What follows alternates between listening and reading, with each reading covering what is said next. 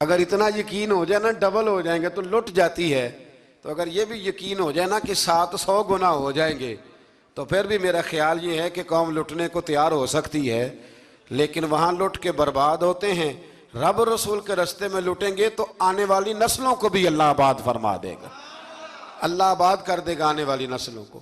تو میرے دوستو تھوڑا سا آگے جب ہم اس پارے میں چلتے ہیں تو اللہ تبارک و تعالیٰ نے دو باتیں ارشاد فرمائیں۔ ایک تو ارشاد فرمایا کہ شیطان تمہیں نا دو چیزوں کے بارے میں اکثر ورگلاتا ہے، ایک تمہیں کہتا ہے کہ کنجوسی کرو، فقر تنگ دستی ہو جائے گی اگر خرچ کرو گے، اور دوسرا تمہیں کہتا ہے بے حیائی کرو۔ اللہ نے فرمایا یہ دو کام تم نے کرنے نہیں، نہ تم نے بخل کرنا ہے اور نہ تم نے بے حیائی کرنی ہے۔ اور پھر آگے جا کے ارشاد فرمایا کہ دانائی بڑی حکمت ہے، عقل مندی بڑی حکمت ہے، زندگی دانائی سے گزارو۔ یؤتی الحکمت من یشاء، اللہ جسے چاہتا ہے حکمت عطا کرتا ہے۔ ومن یؤت الحکمت فقد اوتی خیرا کثیرا، اور جسے اللہ نے دانائی دی نا عقل، اللہ فرماتا ہے اسے ہم نے خیر کثیر عطا کی۔ کام سارے ہی ہو جاتے ہیں پر جو عقل کے ذریعے کیا جائے نا، شیخ سعدی نے کہا تھا اگر تیرے پاس 1 من علم ہے نا تو 10 من عقل کی بھی ضرورت ہے، پھر وہ علم آگے پہنچتا ہے۔ 10 من، 1 من شعور کے ساتھ، دانائی کے ساتھ۔ میرے نبی کریم علیہ السلام نے نا بڑی دانائی کے ساتھ دین پھیلایا ہے، بڑی حکمت کے ساتھ، بڑی خوبصورتی کے ساتھ حضور نے۔ ایک شخص نے آ کے کہا یا رسول اللہ صلی اللہ تعالیٰ علیہ وسلم میں 5 نمازیں نہیں پڑھ سکتا، 2 پڑھوں گا۔ تو صحابہ کہتے ہیں ہمارے دل میں خیال آیا کیسے اجازت ملے گی، نماز تو فرض عین ہے، ہر نماز کی ہر رکعت کا ہر سجدہ فرض ہے، اور یہ پوری 3 نمازوں کی چھٹی مانگ رہا ہے۔ لیکن حضور نے حکمت سے دین پھیلایا، دانائی سے۔ مسند امام احمد بن حنبل میں موجود ہے، حضور نے فرمایا اگر 2 نمازیں پڑھو گے 3 نہ پڑھو گے تو کلمہ تو پڑھ لو گے نا دل سے۔ حضور پڑھ لوں گا، فرمایا چل تو 2 ہی پڑھ لینا، کلمہ پڑھ صحیح۔ حضرت ابو ہریرہ کہتے ہیں اس نے 3 نمازوں کی چھٹی کی شرط پر کلمہ پڑھا، ابھی پورا ہفتہ نہیں ہوا تھا کہ اس نے 5 نمازیں کیا تہجد بھی شروع کر دی۔ اس شخص نے پھر اشراق اور چاشت بھی پڑھی، وہ ساری رات مصلی پہ بھی بیٹھا۔ لہٰذا دانائی کے ساتھ گھر بھی آپ کا حکمت سے چلے گا، دانائی سے چلے گا، دکان بھی آپ کی حکمت اور دانائی سے چلے گی۔ تو مسلمان اس کو نہیں کہتے جو جذباتی ہو جائے، جو فٹافٹ مرانے پہ اتر آئے، اس کو کہتے ہیں جو بڑی دانائی کے ساتھ حکمت کے ساتھ چیزوں کو لے کے آگے بڑھتا ہے۔ پھر اللہ تبارک و تعالیٰ نے نا 5ویں سے 6ٹھے رکوع میں سود کی حرمت بیان کی، اور اللہ کریم نے فرمایا کہ یہ جو لوگ کہتے ہیں نا کہ سود بھی تجارت کی طرح ہی ہے، یہ بھی تو کاروبار ہی ہے، فرمایا قیامت کے دن یہ اس طرح کھڑے کیے جائیں گے جس طرح کسی کو شیطان چھو لینا، شیطان چھوتا ہے تو وہ آدمی یوں ہو جاتا ہے جیسے پاگل ہو گیا ہے۔ تو ان لوگوں کو جو سود اور کاروبار کو ایک کہتے ہیں، انہیں بھی قیامت میں پاگلوں کی طرح کھڑا کیا جائے گا۔ اور پھر اللہ تعالیٰ نے حکم دیا، فرمایا سود چھوڑ دو جو باقی رہ گیا ہے، اس سے جان چھڑا لو، اور اگر تم نے ایسا نہ کیا فَإِن لَمْ تَفْعَلُوا، اگر تم نے ایسا نہ کیا فَأْذَنُوا بِحَرْبٍ مِّنَ اللَّهِ وَرَسُولِهِ، پھر اللہ اور اس کے رسول سے جنگ کرنے کے لیے تیار ہو جاؤ۔ طویل ترین آیت قرآن مجید کی، آیت نمبر 282، اس میں اللہ تعالیٰ نے فرمایا جب بھی تم نے لین دین کرنا ہے اسے لکھنا ہے۔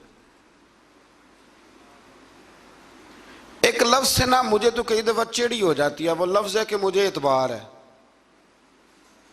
میں کہتا ہوں کہ وہ والدین بڑے ظالم ہیں جو کہتے ہیں مجھے جوان بچی اکیلی کالج جاتی ہے تو مجھے اعتبار ہے، جوان بچے کو 10-20 ہزار روپیہ جیب میں ڈال کے گلی میں بھیج دیتے ہیں اور کہتے ہیں مجھے اعتبار ہے۔ اسی طرح وہ لوگ بھی بڑے ظلم کرتے جو اپنے بھائی کے ساتھ لین دین کرتے ہیں، تحریر نہیں کرتے اور کہتے ہیں مجھے اعتبار ہے۔ اللہ کو بھی تو اعتبار ہے نا اپنے بندوں پہ، تو رب فرماتا ہے میرے بندو جب لین دین کرو تو اسے لکھ لو، یہ قرآن کا حکم ہے، یہ میرے رسول کی سنت ہے، یہ میرے نبی کا طریقہ ہے۔ جب بھی لین دین کریں اسے تحریر کریں، اسے طے کریں، اچھے طریقے سے نوٹ کریں، تاکہ وہ کسی جگہ پہ جا کے بھی کوئی معاملہ بھی کمزوری کا باعث نہ بنے۔ تو اس آیہ کریمہ میں اللہ کریم نے یہ بھی ارشاد فرمایا کہ للہ ما فی السماوات و ما فی الارض، آگے جا کے فرمایا کہ زمین آسمان میں جو کچھ بھی ہے ان سب کا مالک اللہ ہے, ہمیں اللہ نے جو کچھ دیا نا وہ استعمال کرنے کے لیے دیا ہے. اگر ہم مالک ہوتے تو قیامت میں حساب نہ دیتے. مالکوں نے کبھی حساب نہیں دیا, حساب تو منشی دیتے ہیں. اللہ نے ہمیں استعمال کرنے کے لیے چیزیں دی ہیں, اس لیے اللہ فرماتا ہے ثم لتسألن یومئذ عن النعیم. قیامت میں نا میں تم سے ایک ایک نعمت کے بارے میں سوال کروں گا. تو یہ ساری امانتیں ہیں اللہ کی, جتنا کچھ ہمارے پاس ہے, وہ کوئی بھی صلاحیت ہو, کوئی بھی قوت ہو, تو اس کو صحیح صحیح استعمال کریں امانت کو. پھر میرے عزیز, اللہ تبارک و تعالیٰ نے نا اس سورہ مبارکہ کے آخر میں ہمیں ایک دعا سکھائی ہے. وہ بڑی شاندار دعا ہے, ہر چیز طلب کرتی ہے کہ اس کو پڑھا جائے, دیکھا جائے, پر اس دعا کے آخری لفظ یہ ہیں واعف عنا, اللہ ہم سے درگزر فرما. اور آخری لفظ یہ ہیں کہ واغفر لنا, اللہ ہمیں بخش دے, وارحمنا, اور اللہ ہم پہ رحم فرما, اس لیے کہ انت مولانا, تو ہی ہمارا مددگار ہے. فانصرنا علی القوم الکافرین, اللہ کافروں کے مقابلے ہمیں ہماری مدد فرما. تو پھر آگے سورہ آل عمران شروع ہوتی ہے. سورہ آل عمران کے بالکل ابتدا میں اللہ کریم نے فرمایا کہ قرآن پاک میں 2 قسم کی آیات ہیں. کچھ آیات بالکل واضح ہیں اور کچھ آیات ایسی ہیں کہ جو متشابہ ہیں, جن کو سمجھنے کی ضرورت ہے. تو فرمایا جن کے دلوں میں کجی ہے نا, کھوٹ ہے, وہ متشابہ آیات کے پیچھے جاتے ہیں. کچھ آیات بالکل واضح ہیں, کچھ کو سمجھنے کی ضرورت ہے. تو 2 لوگ قرآن پڑھ پڑھ کے فساد برپا کرتے ہیں, یہ وہ لوگ ہیں جو متشابہات کے پیچھے لگتے ہیں, واضح آیات کی طرف نہیں جاتے. ہمارے زمانے میں بھی ہم دیکھتے ہیں کہ قوم یہ جو واضح آیات ہیں ان پر عمل نہیں کرتی, بلکہ کچھ ایسی آیات, کچھ ایسی باتیں جن کو بڑی گہرائی اور گہرائی سے سمجھنے کی ضرورت ہے وہ لے کے آ جاتی ہیں, کہتے ہیں یہ فلسفہ بیان کریں. تو میں کہا کرتا ہوں جو سیدھی سیدھی چیزیں ہیں پہلے ان پہ عمل کر لو نا. نمازیں 5 فرض ہیں, وہ پہلے پڑھو نا. ماں باپ کی خدمت فرض ہے, وہ کرو. حق سچ بولو, حلال روزی کھاؤ, جو ہے وہ دیانتداری کا مظاہرہ کرو, تو یہ کام کرو نا. پھر آگے فلسفے میں بھی چلے جائیں گے, پھر منطق کی باتیں بھی چھیڑ لیں گے. تو جو واضح واضح چیزیں ان پر تو عمل کر لیں.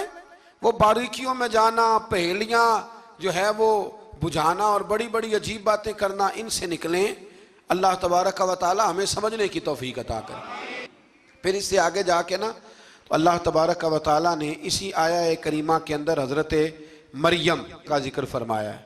جناب مریم سلام اللہ علیہا اللہ تبارک و تعالی کی وہ پاک باز بندی ہیں جن کی ماں نے منت مانگی تھی کہ اللہ اگر تو مجھے بچہ دے گا نا تو میں وہ تیرے رستے میں دے دوں گی. یہ حضرت عمران علیہ السلام کی صاحبزادیاں جناب مریم اللہ کی ولیاں ہیں. عورت نبی ہو سکتی, یہ کیا ہیں, اللہ کی ولیہ. تو حضرت مریم جب وہ بچہ پیدا ہوا ان کی ماں نے منت مانگی تھی. یہ قرآن مجید ہے, یہ 3 پارہ ہے اور اس کی جو آیات ہیں وہ ہیں آیت نمبر 34-35. اس سے آگے جب آپ چلیں گے تو یہ سارا مضمون سورہ آل عمران میں آپ کو ملے گا. تو جب آپ کی ولادت ہوئی تو بیٹی پیدا ہو گئی, تو اب حضرت جناب مریم سلام اللہ علیہا کی جو والدہ تھی نا, وہ ان کو لے گئیں جناب زکریا علیہ السلام کے پاس. وہ ان کے خالو تھے. کہا میں نے منت مانگی تھی کہ میں بچہ ہوگا تو مسجد کے لیے وقف کروں گی, تو اللہ نے بچی دی ہے. تو حضرت زکریا نے جناب مریم کے لیے اوپر چھت پہ ایک محراب بنا دیا. وہ محراب کے اندر رہتی تھی, وہاں عبادت کرتی تھی. حضرت زکریا آپ کے خالو بھی تھے,